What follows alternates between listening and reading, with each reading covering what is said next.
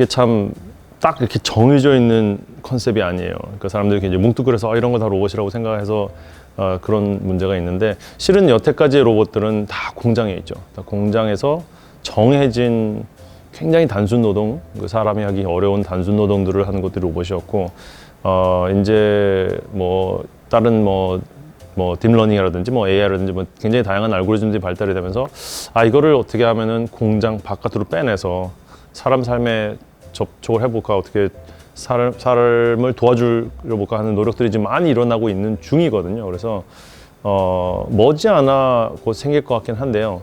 이 사람을 돕는다는 것이 실은 굉장히 어려운 일이에요. 공장에서는 대부분 하는 일이 물건을 뭐 잡아서 어디다 놓는다든지, 그 작업들이 굉장히 단순해요. 그래서 이 정확한 위치 제어만 가지고도 모든 일이 해결이 되고, 그래서 공장의 로봇들은 그것을 최적화하기 위해서 디자인이 되어 있고, 그래서 굉장히 딱딱하고 무겁고 그렇게 돼 있죠. 근데 실은 우리 실생활에서 예를 들면 집안일이라는 거를 예를 들면은 이런 거를 하는 거는 정형화되어 있지가 않아요. 매일 설거지를 하지만 매일 다르게 일을 하죠. 그리고 거기 설거지를 하는 물건의 어떻게 보면 무게라든지 강도라든지 다뤄야 될 물건들도 너무 다양하고요. 그리고 빨리빨리 하기 위해서는 또 어쩔 수 없이 이렇게 막 부딪혀야 되는 상황들이 벌어지는데, 이것을 로봇이 하기에는 정말 어려운 게 지금의 로봇의 알고리즘에는 정말 많은 것들이 빠져 있는 거죠. 예를 들면은 제가 뭐 주머니에서 동전 500원짜리 한번 빌려주세요 그러면 동전을 손을 넣어가지고 뭐 이렇게 꺼내는데, 솔직히 제 손가락이 무슨 일을 하는지 전혀 모르고 있어요.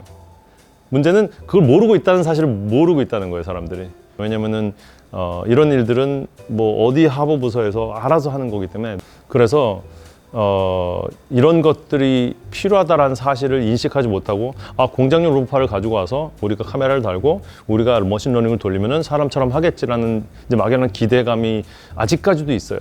근데 제가 볼 때는 지금 굉장히 큰 부분이 빠져 있고, 그런 부분을 이제 조금씩 들여다봐야 될 것 같아요.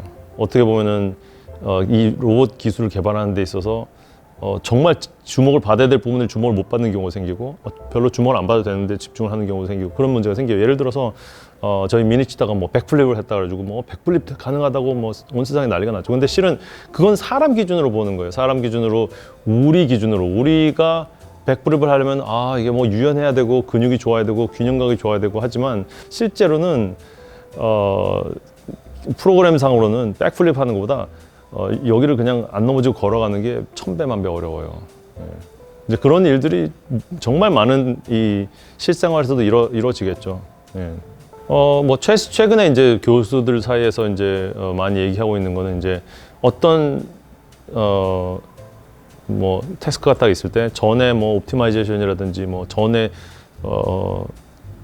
쓰던 기술들을 사람들이 포기하고 이제 머신러닝으로 대체하는 경우가 많이 생기거든요. 그래서 그럼 과연 이거는 이걸로 하는 것이 낫냐, 저걸로 하는 것이 낫냐, 이것에 대한 토론은 계속 진행되고 있어요. 그러면은 만약에 썩는다면 어떤 식으로 이 아키텍처링을 해야 되냐, 얘를 이걸로 돌리고 그다음에 얘는 이걸로 찾고 여기는 사람이 디자인을 하고, 이 아키텍처링에 대한 어떻게 토론은 아마 끝도 없이 진행이 될 것 같아요. 이제 많은 사람들이 이제 뭐 컴퓨터 사이언스 쪽에 있는 사람분들은 그런 거 다 필요 없고 그냥 데이터로 해결하자라고 하는 사람들도 굉장히 많은데, 제가 볼 때 태스크가 조금만 복잡해지면 이 아키텍처링이 제대로 되지 않으면은 제가 볼 때는 제대로 작동하지 않을 거고요. 그래서 그런 대화가 굉장히 많고, 지금 AI라 그러면 이제 대부분 다 머신러닝, 뭐 딥러닝, 뭐 그런 이제 뉴럴 네트워크 기반으로 이제 데이터를 이제 해서 이제 네트워크를 만들어서 그걸로 이제 문제를 해결하는 부분이 많은데,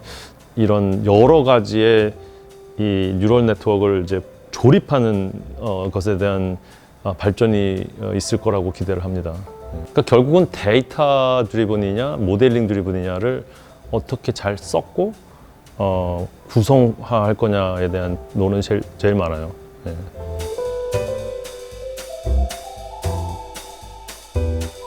결국에는 이 노동일 것 같아요. 왜냐면은 노동이 필요하지 않은 건 다 핸드폰이 가능해지거든요. 핸드폰이 하지 못하는 게 뭘까요? 핸드폰으로 모든 지능적인 일들은 다 할 수 있는 거라고요. 뭐 정보 전달이라든지 뭐 누군가의 소통이라든지. 대신 핸드폰에는 모터 하나도 달려 있지 않기 때문에 뭐 몸이 불편하신 분한테 물 한 컵을 갖다 줄 수가 없는 거죠.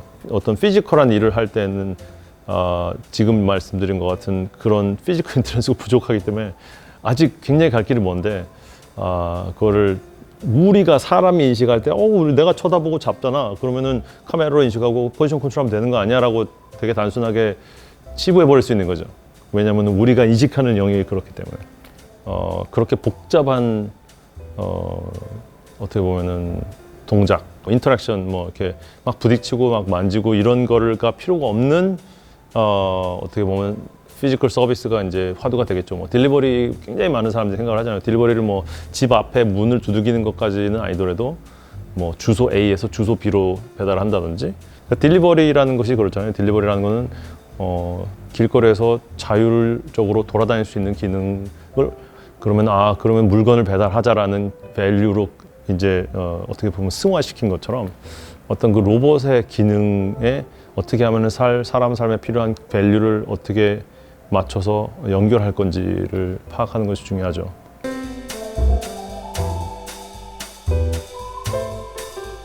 예, 미니치타는 지금 치타 시리즈 중에 이제 제일 마지막에 개발된 거라서 모델인데 가장 그래서 성능이 제일 뛰어나다고 할 수 있고요. 그다음에 또 사이즈도 약간 작기 때문에 그 충격 같은 거에 견디는 능력이 굉장히 좋아요. 그래서 저희 랩에서 같은 경우에는 실험을 하루에 막 100번도 할 수 있는 그런 로봇인데 부딪히는데 센서가 없이도 이 로봇 자체가 그 부딪힌 거에 대한 인식을 잘 하려면은 로봇 디자인이 굉장히 잘 돼야 돼요. 근데 그런 면에 있어서 미니치타가 그게 굉장히 좋고요.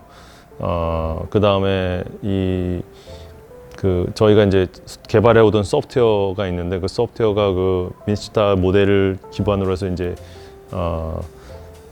어떻게 보면은 균형 잡는 기술이죠. 저희가 주로 했던 것이 균형만 잘 잡으면은 이제 이리로 가라 저리로 가라 그러면 이제 그거에 맞춰서 힘을 주고 이제 다리를 짚는 알고리즘을 개발하는데 최신의 개발된 알고리즘으로는 정말 저희가 상상하기 어려운 동작들을 이제 보여주기 시작을 하고 있어요. 그래서 제가 볼 때는 로봇계에서 어떻게 보면 슈퍼히어로급이라고 볼 수도 있죠. 그리고 막 뭐 2m에서 떨어뜨린다든지 뭐 발을 스텝을 1초에 뭐 10번씩 한다든지 뭐 이런 다른 로봇들은 상상하기 어려운 정말 먼 미래에는 어떻게 그런 요소 기술들이 어떻게 이족 로봇으로 이제 적용이 되면은 정말 건설 현장 같은 데서 이제 이종 로봇이 돌아다니면서 팔을 쓸 수 있는, 그러니까 이종 로봇이 좋은 점 중에 하나는 리치가 높다는 거거든요. 이제 사종 로봇은 사람이 쓰는 이런 어떤 뭐 책장이라든지 그 쉘프에 뭔가를 이렇게 집으려면은 이게 로봇이 덩치가 너무 커져야 된다는 거죠. 이종 로봇은 상대적으로